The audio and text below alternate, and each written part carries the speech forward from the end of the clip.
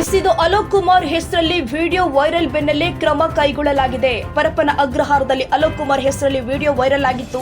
ಇದೇ ಪ್ರಕರಣಕ್ಕೆ ಸಂಬಂಧಿಸಿದ 3 ಅಧಿಕಾರಿಗಳನ್ನ ಇದೀಗ ಸಸ್ಪೆಂಡ್ ಮಾಡಲಾಗಿದೆ. ಕರ್ತವ್ಯ ಲೋಪ ಎಸಗಿದ 3 ಅಧಿಕಾರಿಗಳನ್ನ ಸಸ್ಪೆಂಡ್ ಮಾಡಿ ಕಾರಾಗೃಹ ಡಿಜಿಪಿ ಅಲೋಕ್ ಕುಮಾರ್ ಅವರು ಆದೇಶವನ್ನ ಹೊರಡಿಸಿದ್ದಾರೆ.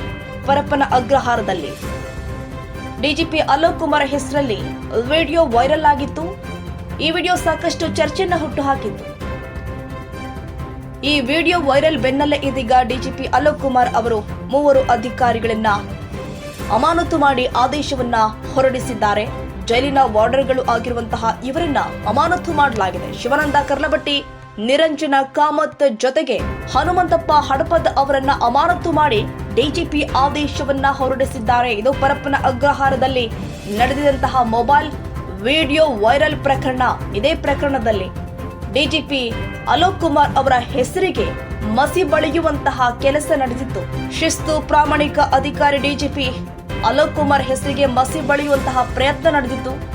ಇದೇ ಪ್ರಕರಣಕ್ಕೆ ಸಂಬಂಧಪಟ್ಟ ಹಾಗೆ ಇದೀಗ 3 ಅಧಿಕಾರಿಗಳ ವಿರುದ್ಧ ಕ್ರಮ ಕೈಗೊಳ್ಳಲಾಗಿದೆ. 3 ಅಧಿಕಾರಿಗಳ ತಲೆದಂಡ ಮಾಡಿ ಆದೇಶವನ್ನ ಹೊರಡಿಸಿದ್ದಾರೆ ಡಿಜಿಪಿ ಅಲೋಕ್ ಕುಮಾರ್. ಕೈದಿಗಳು ಬಿಂದಾಸ್ ಆಗಿ ಮೊಬೈಲ್ ಬಳಕೆ ಮಾಡ್ತಾ ಇದ್ರು ಜೈಲಲ್ಲಿ. ಜೈಲು ಸಿಬ್ಬಂದಿಯ ಸಹಕಾರ ಇಲ್ಲದೆ ಹೀಗಾಗುವುದಕ್ಕೆ ಸಾಧ್ಯವೇ ಇಲ್ಲ. ಹೀಗಾಗಿ ಖುದ್ದು ಡಿಜಿಪಿ ಅಲೋಕ್ ಕುಮಾರ್ ಜೈಲಿಗೆ ಭೇಟಿ ಕೊಟ್ಟು ಪರಿಶೀಲನೆ ಬಳಿಕ ಇದೀಗ ಅಧಿಕಾರಿಗಳ ತಲೆದಂಡವಾಗಿದೆ. ಅಧಿಕಾರಿಗಳನ್ನ ಅಮಾನತು ಮಾಡಿ ಆದೇಶವನ್ನ ಹೊರಡಿಸಿದ್ದಾರೆ ಡಿಜಿಪಿ ಅಲೋಕ್ ಕುಮಾರ್.